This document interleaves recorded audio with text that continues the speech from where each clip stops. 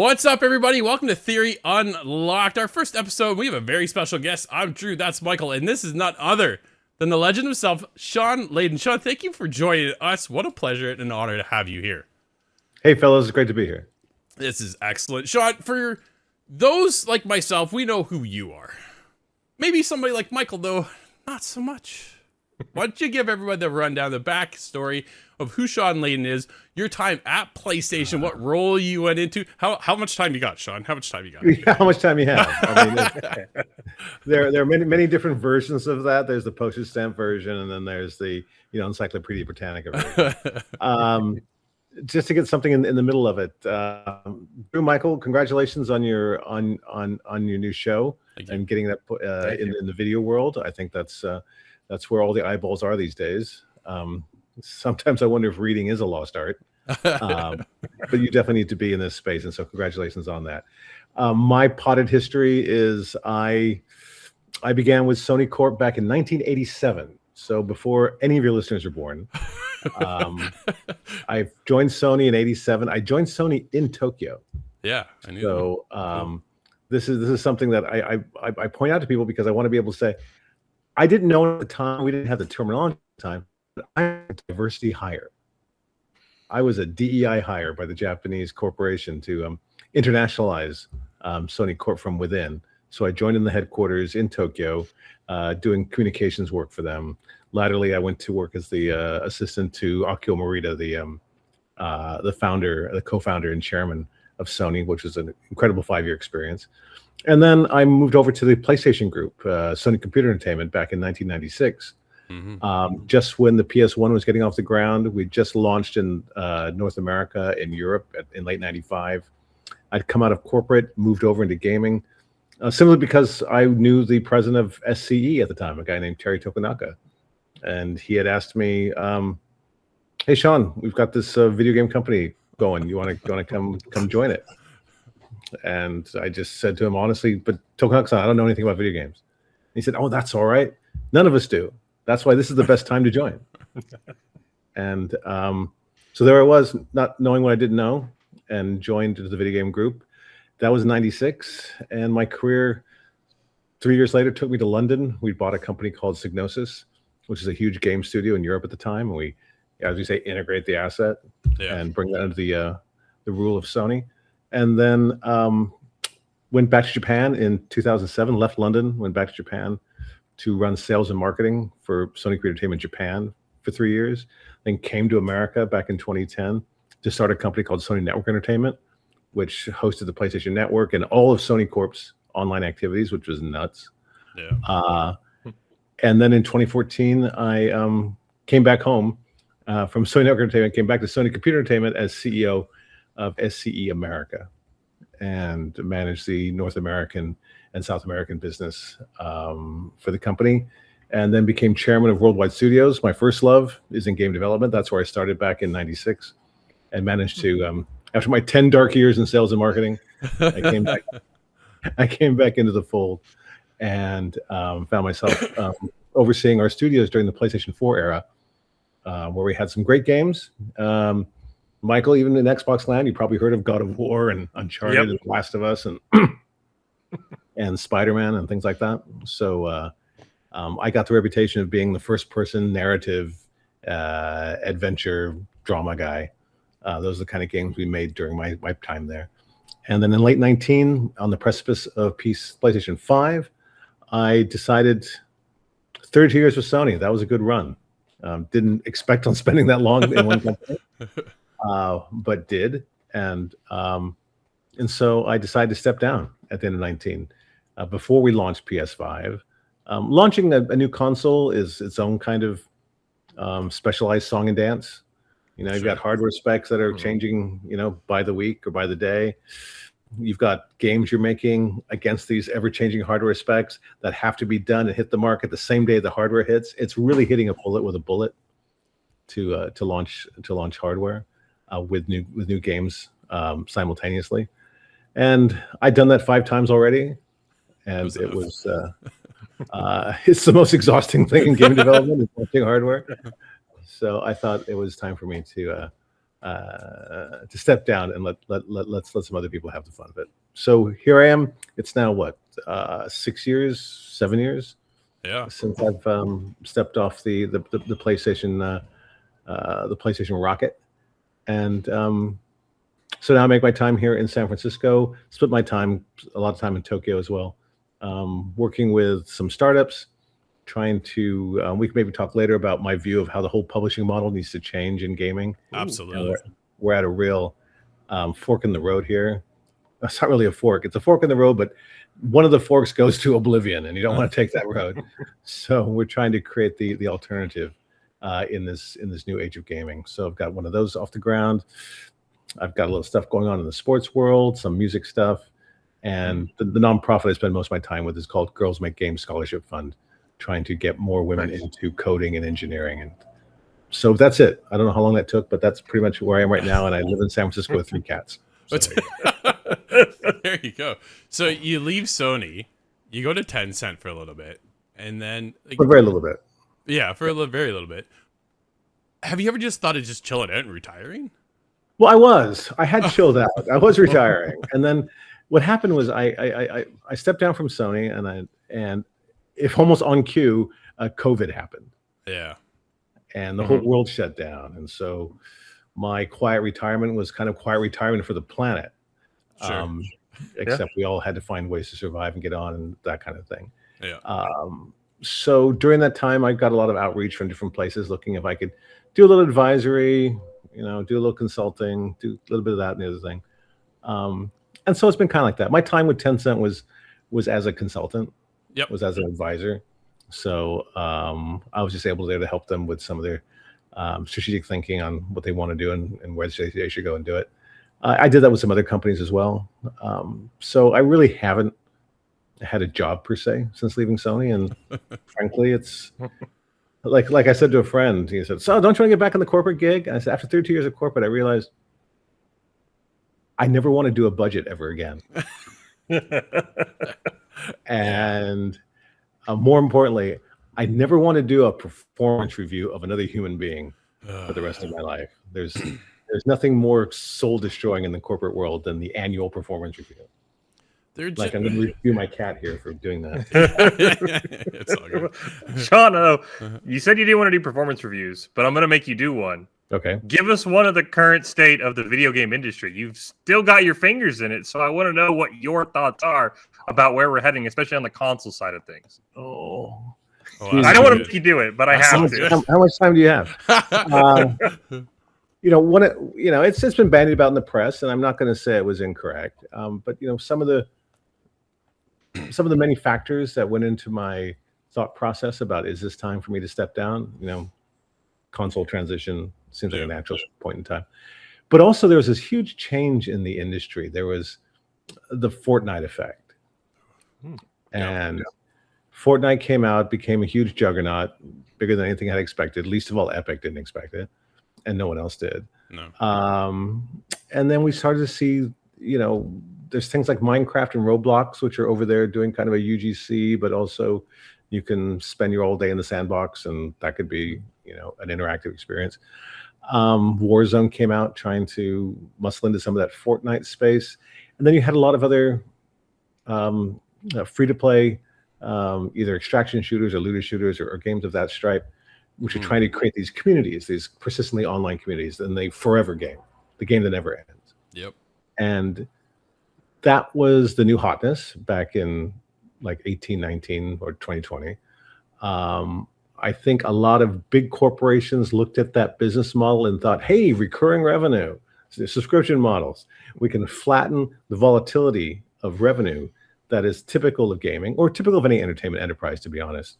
You spend a lot of money, then you launch your product and it was successful, hooray. Or you spend a lot of money, you launch your product and not successful. Oh, that's a problem. Yeah. But it has this sort of peaks and valleys. And I think a lot of people who come from a finance background want to find a way to flatten that curve or flatten the peaks or, ameliorate the valleys to try to bring just a steady revenue stream over time that they can predict against.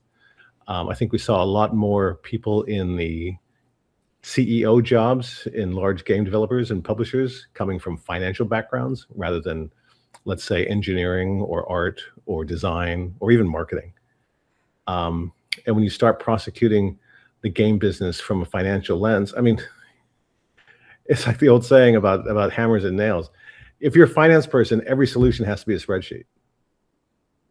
And we tried to create the spreadsheetifization. There you go. There's a word for you. Of game development. And that wasn't really my jam. That wouldn't be something I'd be terribly good at, and I knew that. So I stepped away. I saw the industry go in that direction. I think the pandemic and the lockdown created kind of a false oasis. Yeah. In the gaming industry, was all of a sudden go, wow, look at that. You know, we don't have E3, we don't have Gamescom, we don't have any of these huge expenditures, but our operating income is increasing because revenue is going up and costs are remaining flat or in fact going down, right? There was no business travel. There was, you know, a bunch of CapEx or costs that are associated, expenses associated with running a business went almost to zero during the pandemic. But the user base was trapped at home looking for something to do, and they leaned a lot into gaming. People who were lapsed gamers got back into gaming for lack of anything else to do. And so it created this, what was it, like a 20 to 23% year-on-year revenue increase in gaming from 2021 to 22 or whatever it was. A lot of companies then saw that this is the new juggernaut. They staffed up for it. They hired tremendous amounts of people trying to create the next, you know, live service phenomenon, the next Fortnite. I think folks who came after me at PlayStation were pretty much bought into doing that. We'll talk about that soon. Yeah, I guess it's going to come up. And you know, I kind of felt at the time, well, you know, maybe this is the future, and I don't see it because I've been at it too long. I've been too close to it for 30 years of my life that maybe I just can't see what the next big thing is. For example, I didn't predict Twitch. There was a chance earlier in my career that we could have possibly acquired Twitch in the early days of PlayStation Network. But, you know, I looked at it and go, who's going to spend time watching other people play a video game? Yeah. Who wants to do that? So I raised my hand. Grandpa couldn't figure it out. So in the current milieu, I thought perhaps this whole live service gaming, these forever games, these games that have no end, and in some ways the games that have no energy other than repeating the activity again and again and again, a repetitive motion device, if you will. Sure. So that was fine. You know, that's the way the world goes, and I'm over here. And then that started to collapse. People realized that rather than the castle on the mountain of the future, it was more the chimera that kind of vanished as you got closer to it. And Fortnite is a thing, but Fortnite is the exception that proves the rule. Mm-hmm. Yeah. In the forever gaming world, how many forever games can one person play at a time? It's exhausting. I talk to gamers, fans, and developers alike. One of the things they say they miss, Shawn, I really miss finishing games. I miss that dopamine rush of final boss, final level, and that sense of accomplishment and achievement, and I can set the thing down. I mean, just think of games like books. If you had forever books, I'm going to read this book, but this book never ends. For some folks, maybe that's, you know, the world of George R.R. Martin, where the writing of the book never ends. But in gaming, I think it's a pendulum, right? We all get excited about one thing. There was a time when, are you guys old enough to remember Toys to Life? Yep. I was big. No, I have I'm Disney not. Infinity figures behind me, Shawn. Like I had close to 100 of these things. And before that was Skylanders. Yep. Those two. And then Nintendo tried something. There was a time when we all thought that was the future, and then it wasn't. Yeah. There was all the time we thought that USB guitars are the future. And I remember that one. I remember that one. So everything has this time of the season for all things. And I think the pendulum is now swinging back in the gaming world, that people are saying, I want games that I can complete. For me, a game, and I'm sorry, I'm just kind of rambling here. No, it's all good.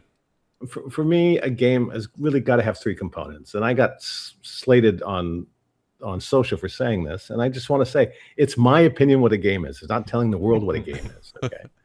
my opinion of a game, it's character, its world, and a story. Yeah. Ideally all three, but at least two. And with that, I can incentivize myself to want to go through it and see what happens to this character and how can I help achieve the story goals and see the end of this world, see everything fantastical that has appeared. We even had that problem back, when I was leaving the gaming industry, that games were just too big. Forever games are one thing; those stretch to infinity by definition. But even regular AAA games are becoming so big. Some data was showing that only 30% of players ever see the end of the game, or less. Do you equate that to having too many games now to choose from, though, Shawn? Well, that's part of it, And so this drive toward, let's have AI tools build games, because then we can have all the games in the world. And I keep saying, the problem is not a dearth of games. Yeah. The problem is not we don't have enough games. That is not the problem, people. So making all these ways to create pseudo games that can come and flush the market is probably a bad idea. I think we have a lot of games. I think we have a lot of similar games. I mean, I recall being at one of Jeff's video game awards maybe 4 or 5 years ago, and it seemed like every game that got nominated was either some sort of space adventure of some kind, zombies of some stripe, or knights with big ass swords killing dragons. Sure. Sports games have kind of gone by the wayside. It's either WWE, FIFA, Madden, or NBA 2K. Yep. Or MLB The Show. And then people talk about it. Remember when racing games was a category? Yeah. Michael, I know you're not a PlayStation person, but Drew, if you remember on PS1, what were the big genres in PS1?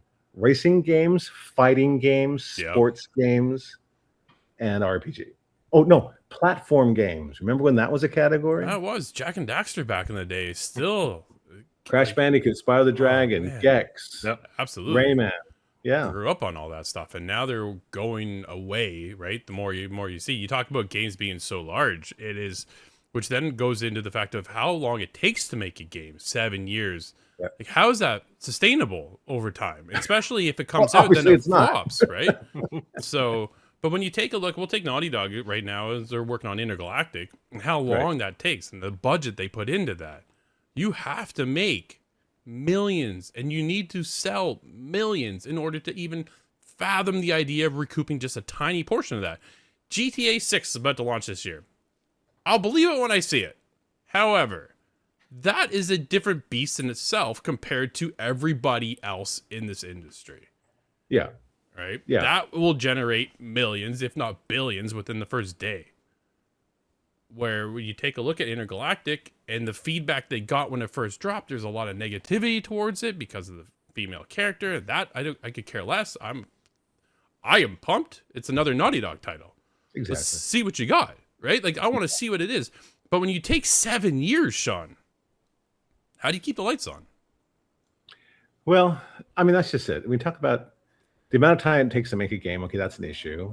And if you're trying to create, in some ways, I put some of the responsibility on the gaming press, whom throughout my career would review games, and at some point in the first paragraph or the second graph, there would be hours of gameplay. Sure. Like, oh, it's a great game, but it's only 40 hours of gameplay, man. I mean, look at Zelda. That was 130 hours of gameplay. So that became a metric, and some teams would even, I hate to put it this way, would actually pad a game just to make it have more hours of gameplay. So when the review came out, but let's be honest. I mean, I've made games in the past that are 80 hours of gameplay, but I'll be the first one to tell you it's not 80 hours of quality gameplay. No.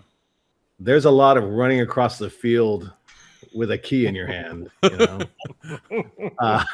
but I'm the advocate for the 18 to 26 hours of gameplay. I want to be able to start it on a Saturday, and by Sunday night, go, that was an amazing experience. I couldn't put the controller down. I was so engaged into it. It was so can't miss moments.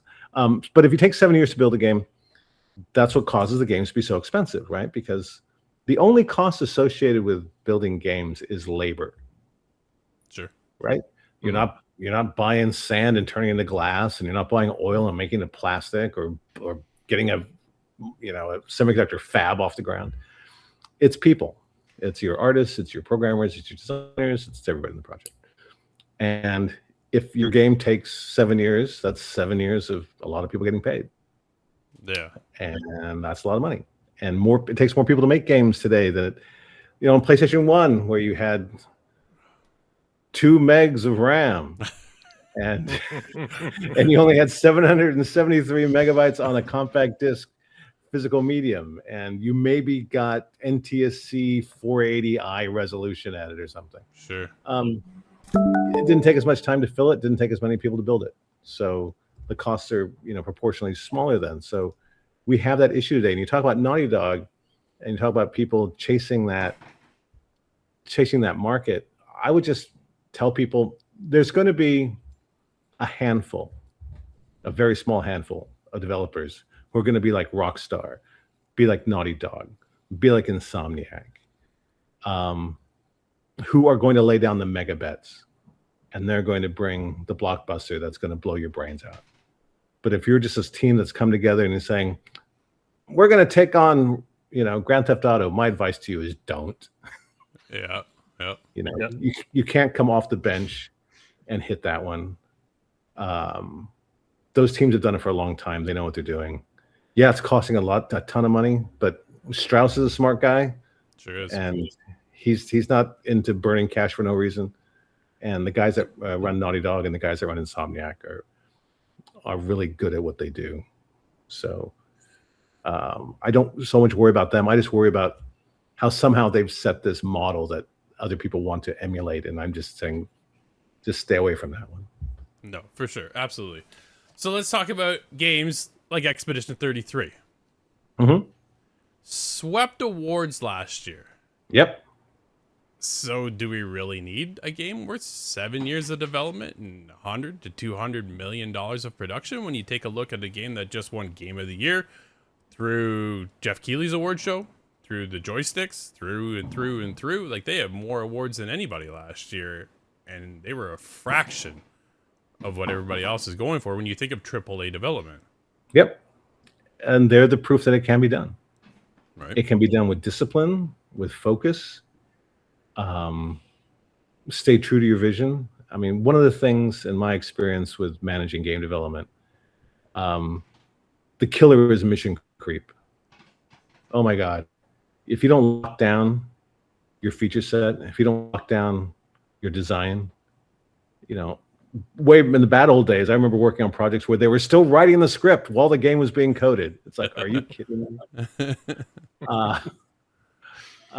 There's maybe less of that now, but still there are teams that don't have the discipline to get it done in the right package. I look at the game you mentioned, Expedition 3. They seem to have those things. They seem to have the discipline around it to get it done, and that's the way it can happen. And so you can get that kind of quality and that kind of critical acclaim without 8 years in development and $270 million of development costs. For sure. You talk about the chasing the live service. Let's talk about where we're at with Jim Ryan leaving. We get Hiroki Totoki taking over and Herman Hulse, who are more or less now stuck in the tail end of the live service PlayStation chase. They announced they were developing 12 games. Concord comes, goes, drops, bails out in 2 weeks. Right now, Marathon. Michael, I'm about to get you into this conversation because I know you played Marathon. So, I really want to hear where everybody stands with Bungie's upcoming Marathon. Is it dead on arrival? Because not because it's a bad game, because I played it, and there's nobody who makes a shooter like Bungie. They got the mechanics behind it. The shooting mechanic is on point, but they've been criticized the minute that game was announced, and it seems to be riding that game this entire time for that mentality. And some players have come around. Michael, you, I think, are on the opposite side of me. I don't think really the game is going to survive the live service chase. Not because it's bad, but because of where they've been positioned already before the game's launched. Yeah, I think it's going to be interesting. I don't have as much a focus on live service games. I kind of what Shawn said earlier. If you give me a good game, I'm going to play it. I'm not going to put the controller down. It does fit his forever game category, which I felt that in the beta. I'm like, where I don't feel like I'm ever progressing. I think it's really, really interesting how it's going to go. I almost wish it was like a free to play game, and with just throw, the buzzword of the year, just throw microtransaction slop at me that I'll ignore, and then I'll just play the game. Like the $40 price tag, I'm like, I don't know if I want to do that. Just make the whales swipe their credit card and let the game be free for the rest of us. So that's kind of where I'm at. But I think, as you said, Drew, it's Bungie. As I've talked about, I was an Xbox kid. Like Halo, I get the feeling a little bit that we're coming back, and I want to try it, but maybe I'm just buying into the name more than actually good gameplay. Where are you at, Shawn? Wow.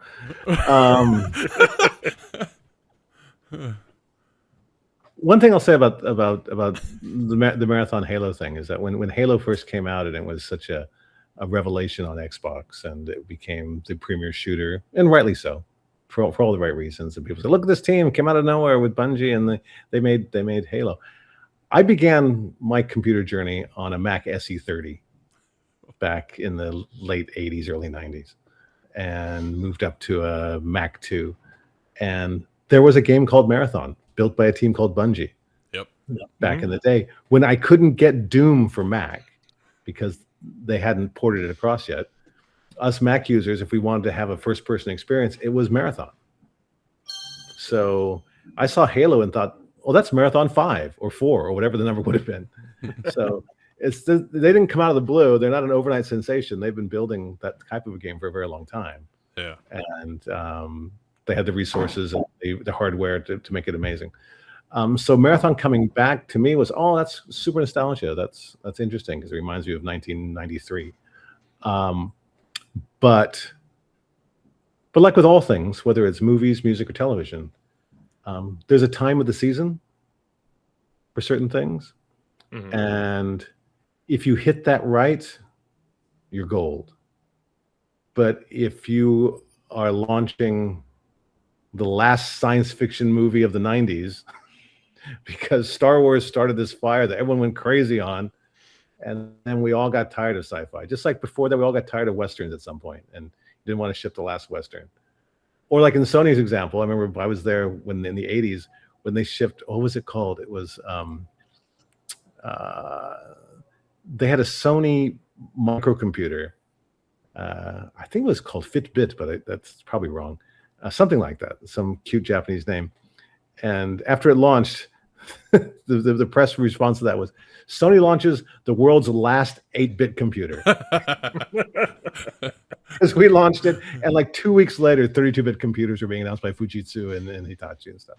So there's a time of the season. I think some of these shooters, and I think Marathon may fall into that category, are just hitting the market at a time when there is fatigue and exhaustion. Arc Raiders. Mm-hmm. Arc Raiders, yeah, that hit it. Right. That seems to be making it. Battlefield kind of hit it, but for full disclosure, my son works for EA, but sure. I've got a lot of issues around Battlefield. You're not alone. Yeah, I wanted to love it so hard, and I just couldn't. But there's just a lot of activity in the zone, and if you're trying to do something different, I mean, look what happened with High Guard today. Yeah. Right. So it's a very difficult window now. Maybe if all these games had come out 4 years ago, it would have just been clear skies, let the best game win. Sure. But now I think there's so much drag coefficient on trying to enter into that space that maybe with an Arc Raiders, you can achieve escape velocity and not to torture the metaphor. But without that, you'll just get rolled in the riptide and not seen again. Yeah. And Shawn, since we're talking about Bungie and you worked at Sony, right? You talked about all exclusives you had when I was growing up. My team's response was always, we have Halo. Did you ever think you'd see a day that Master Chief is going to be playable on the PlayStation, like supposed to be happening this summer? Was that ever something that maybe behind closed doors was closer? Because it was always in high school was, oh, my uncle knows a guy who works at Sony and Halo 4 is going to be on the PS4. Trust me. That was never on my dashboard of things to think about or worry about. Frankly, I thought, hey, there you go. Every platform has got its avatar. Whether you're Sonic or whether you're Mario, or for that brief shining moment we had, Crash Bandicoot was the PlayStation mascot until we realized we didn't actually own the IP and that belonged to Universal, and that became a bit of a problem. And Halo and Master Chief, that was going to be okay. That's kind of the Xbox brand. It was not the cute character brand. It was the robust military shooter brand, and it seemed appropriate. I never thought about it coming to PlayStation or not. We had plenty of shooters at the time anyway. But I think when Xbox lost that franchise or lost control of that, I mean, they took control and lost control at the same time. That's a whole different kind of conversation. But it's kind of one of their North Stars just kind of went wonky on them. Yeah, it's where's your stance right now with Xbox? Because there's been a lot of changeover. Let's talk about Phil Spencer. Let's talk about Sarah Bond. From our perspective, go ahead. Yeah. I'm sure there's only so much you can say, but I can say whatever I want. So here we go. So it's interesting because from a fan's perspective, where we stand, right? Yeah, media is supposed to be this gray line, this neutral line. Unfortunately, we have personalities and we have thoughts and we process it. So this is where we're at. And to take a look at Phil, gone. Just like that. I'm retired. I went, that doesn't say, right? Sarah Bond puts an announcement over on LinkedIn about her team that afternoon. She's gone. No statement. Ghosted. That wasn't something that feels, from our perspective, that it was planned. It almost feels more of a forced push. See you, you're out. Now Asha Sharma is in, and she's got a lot of shoes to fill. Not that Phil and Sarah had done a lot of good stuff. They have done a lot of good stuff, and then they've made mistakes, and they're both willing to admit that, right? And that's just part of the journey when you take on that role. You're not going to nail every aspect in every game that you want to achieve. How does Asha now fill this void with Phil and Sarah gone? And are you able to say anything, Shawn, about... Because I think they're just pushed out. I think they're forced out. And your question is? How do you stand with Phil and Sarah leaving? How do I stand? Well, I left first, so there's that. I win. I saw that train running 7 years ago. Phil took over the Xbox business just a few months before I took over the PlayStation business in America. Yeah. And by virtue of our facts of being the heads of the different platforms, we were given seats at the Entertainment Software Association, the trade body which governs all things gaming, I suppose, along with the heads of the different big publishers. Strauss is there, and Bob Altman from Bethesda, and Andrew Wilson from EA and Activision, etc.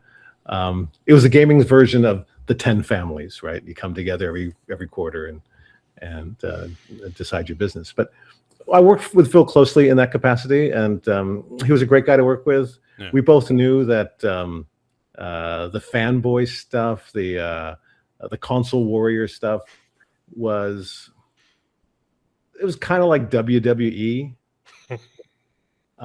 where I'd say something about their platform, he'd say something about mine. We talked about it. I saw it in my mind is that, for example, boxing in America has never been as popular before or since the days of Ali Frazier. Muhammad Ali and Joe Frazier, that galvanized sports fandom around that. You had your different camp. You had your Ali camp. You had your Smoke and Joe camp. I think those kind of Larry Bird and the Celtics and Magic Johnson and the Lakers. Yep. Those kind of things lift all boats. It's good for the industry. So that kind of playful banter between Xbox and PlayStation during the time when Phil and I were running those two things. I thought that was healthy. That was good, because it made the whole industry look more interesting, and people wanted to watch what was going on and add into it and talk about it. So I thought Phil was very good that way. His gamer bona fides are not questioned. He's a long-time lifer. He did 30-something years with Microsoft. Yeah. He's a decent person. He's a good guy. When Phil and Reggie and I all went to Jeff's Game Awards and did the kind of our three amigos on stage to talk about the gaming industry, I thought that was important and good, and all of us immediately signed on to that opportunity, just to show the world that while we all bitch and battle in the background, or in the foreground rather, in the background, we're just all trying to get the same thing. We're trying to create a world where game developers can realize their vision, where gamers can find the thing they like. You may like the shooter, you may like the JRPG. We're going to try to make something for everybody. Yep. And that's a healthy industry. When the industry starts to balkanize or turn into like really hardened camps in one place or another that don't talk across the divide, then we get where we are today, and the collection of our parts is much lesser than the sum could have been. Phil leaving now, I just want to salute him and congratulate him on his time with Xbox. Everybody's got to move on at some point, and he's definitely young enough to have his own third act, as it were, that we're all trying to do once we slip off the corporate coil, as it were. Sarah I'd only met a few times. I knew her less well. Sure. But Honest Broker, I think she did a lot for creating more opportunities in gaming, particularly for women and other communities that perhaps didn't have the same leg up that we did coming in. So that's all great. And I think the new leadership has got a hell of a nut to crack, because I think one of the things that Xbox has struggled with from the beginning probably is it's still not quite sure what it wants to be. Yeah. And that's always been a problem. I think during Phil's era, it was a bit cleaner about the game, bringing the game experience and how to put the gamer to the center of the equation. But I think that's going to be their continued problem, is just to trying to define who they are and what they want to be. They have rumors right now of the handheld hybrid coming over. Yeah, handhelds are interesting. I've done a few. PSP, Vita, and Pocket Station, which that's right. You guys don't remember that? I don't think it came to America. It's a difficult business. I think even Nintendo has proven it's hard to do a console and a handheld to success at the same time. Yeah. We found that to be a challenge at PlayStation. The one thing I'd say to anybody who's wanting to do a console and a handheld, you need twice the marketing budget than you have, but the corporation won't give it to you. Sure. So you're asked to launch and be successful with two different platforms with reduced budgets against both. Yeah. So it's a challenge. And what happens naturally over time is which one of the two, the handheld or the console, whichever one is getting more success in the marketplace, will naturally start sucking up more of the marketing money. Yeah, that's because you put money behind a winner. You don't put money behind a struggler. And then nature takes a course, and all of a sudden you're down to one product again. Yeah. If you had to predict, this is where we like to get into the theories behind things and speculations. If you had to predict when Sony's going to reveal the PlayStation 6 and then launch it, where would you put your money? We're in uncharted territory right now as far as launching new consoles go. I was there for PS1, 2, 3, 4, PSP, Vita, VR. Remember PlayStation VR? That was a thing. Got them both. Yep.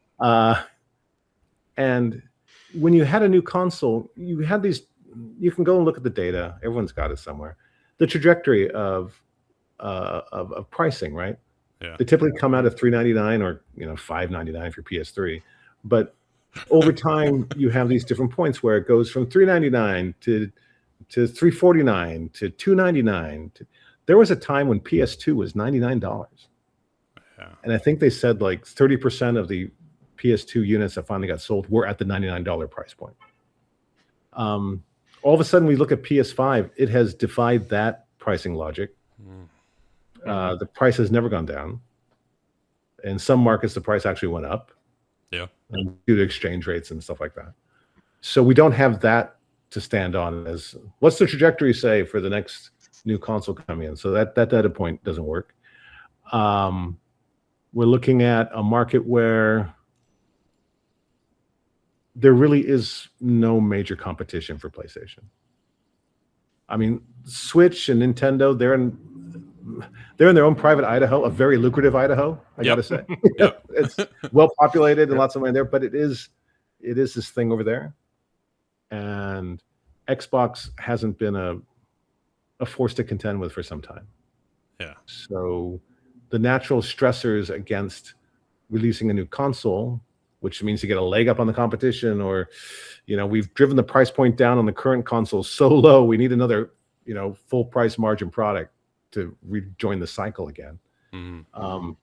Those factors aren't at play here. Add on top of that the components and the chips that are required to build these boxes. Shortage. It used to be Sony, Microsoft, and some high-end PC manufacturers were fighting for these chipsets. And now, since the high performance GPUs and the other products coming out of places like NVIDIA are being sucked up by, it used to be just the crypto guys are sucking it up, but now it's the crypto guys and the AI groups that are sucking it up. Yep. And they're all paying retail for the chipsets. So it's difficult for a large manufacturer to negotiate an economy of scale pricing list for that. When these companies go, look, we already got more orders than we can fill and everyone's paying retail. So why do I set aside a big slice of this for you at a discount? Yeah. It doesn't make sense. So all of these things are unseen in the world of consoles. So a long way about answering your question, Drew, is I have no idea. That's fair. That's very fair. Yeah. Michael? Yeah, I was going to say, I want to make sure, Shawn, you mentioned it at the start. Let's get into your theory, right? You talked we're at a fork at the road, and one fork leads to oblivion. I want to hear that before we let you go. We don't go to oblivion, because video games and oblivion, unless it's Elder Scrolls, doesn't sound very good. Choose wisely. That's my final word to you. Look, I think that it's increasingly difficult for independent developers of any size. You can be an indie and have 100 people and be an indie. Yeah. It's very difficult for them to get any look in by the large publishers, whether it's a platform. I used to say EA or Activision, but they're no longer independents anymore. They're sucked into different corporate organizations. Yep. Even places like Take-Two got rid of Private Division. They stopped doing that. Yep. Annapurna, which used to be the darling house for indies, spun out their own gaming piece. Indies at Microsoft or indies at Sony, they give a lot of lip service to it, but they don't do a lot of delivery of the support. Say, I'll probably get some grief for saying that. So I think when I speak to indie developers, and this happened at a conference about 6 months ago, they said, "So Shawn, what's your final word to the independent developer community?" It's my final word. It's not going to be a happy word. Is that okay? I say, yeah, fine. We can take it. Okay, my final word to the independent developer community. No one is coming to save you. Stop waiting for someone to save you. You've got to do this on your own, or you have to do it in coalition or collaboration with others. Yeah. I think there is an answer, which is sort of a federation of smaller developers to come together to see if we can, share some assets like marketing assets or influencer assets or something, or QA or ways we can make a community of cost coverage for those things and that angle. I think there's a need for a middle-sized publisher community, which we used to have. We used to have a AA market, and there were publishers like THQ and Midway and Interplay and Gremlin and Ocean and the Infogram. You can just name it. They used to be there. They don't exist anymore. Yeah. And some of them ran off to mobile, but that's just like running off the end of the earth. Some of them tried to still struggle in this AAA space, which is turning out to be bad news for them. Most of the investment dollars out there, whether they be VC or private equity or others, they're making bad decisions in investing in game properties. I think the venture capital community is probably like a negative 100% hit ratio in what they've done in sponsoring game products, because they sponsor game products the same way they sponsor startups. They have this founder fetish that if we can find the charismatic founder, they will deliver the great fintech app or they'll deliver the great game. Gaming founders are important, but it's teams that make the game. And I don't think the financial community understands that very well, which is why they're making bad decisions on their investments, which is why I think there's a room for this entirely new strata of hybrid publishing entities. So what I'm trying to do, I've got some friends working on a project. We're looking for funding, and GDC is next week, so I'll be talking to a lot of people about that. But I think the future of this is to get back with teams to understand that let's look at what does an 18 to 26 hour gaming experience look like. Talk to me about single player narrative. There's probably looter shooters and all that kind of stuff out there. I don't understand that language. Talk to me about your single player narrative game and where that goes and the story you want to tell and the people you think you can appeal to. How do we put discipline around that? How do we manage the gates, manage the milestones so we don't get mission creep? We don't fall terribly behind our targets. We don't spend a ton of money and then burn it because we decided not to do couch co-op. What, after you spent the money, you decide not to do it? How about you decide not to do it before you spend the money? Is that in a better idea? So things like that, the discipline around getting the product to market, and then understanding the great thing that Steve Jobs is reported to have said years ago, winners ship. And that is so important in our business. And I've seen some projects that just extend, and almost makes you wonder, does that team have completion anxiety? You always want to do a little more work, a little more polish. Yeah. I'm not going to mention any names, but there have been occasions where I've been working with teams. I'm wondering, is the reason why you want to extend another 6 months is just because, as long as it's not a shipped game, you can't be judged. But once you ship it, thou shalt be judged. Yeah, for sure. Yeah. And so there's things around that we need to change the factor. I also think that publishing in the future should endeavor to create models where the developers maintain control of their IP. In the past, if you did a deal with me, when I was at Sony, if we finance a third-party game, we own the IP, lock, stock, no questions asked, or else we don't give you the money. Yeah. Which kind of made sense when you're sitting on the publishing side of things. Sure. But when you're on the developer side of things, it can be the first time you do that deal, you think, oh, that's great. I got to deal with this huge publisher. I'm going to make this game. They're going to publish it. And look, it's been successful and it's been great. Yeah, I don't own that. No, It's not yours anymore. And we're going to give it to some team in Romania to do the sequel. So that's not nice. We want the teams to feel that when they're building games, they're building something that's theirs, that they can hold on to. Of course, the publisher will control certain rights around, exploitation and marketing and all that kind of stuff. But the idea is that you're not doing a fire and forget coding exercise. I'm coding this baby, shooting out in the world, and I'll never see it again. Yeah. So we want to create a model where that's encouraged, where getting the development team into profit sharing is important, getting them to enjoy the back end, not just get paid an hourly wage to code the thing. There's a different psychology around it, and I hope we can get some success with that in the near term. Me too. Shawn, before we let you go, where can people follow you? Oh, please don't. If you see me in the neighborhood, just wave. I'll wave. That'll be fine.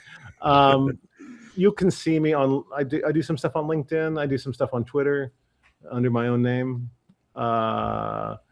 and there are various podcasts like what you guys are doing, and I'll probably get involved with more of that in the coming months. So you haven't got rid of me yet.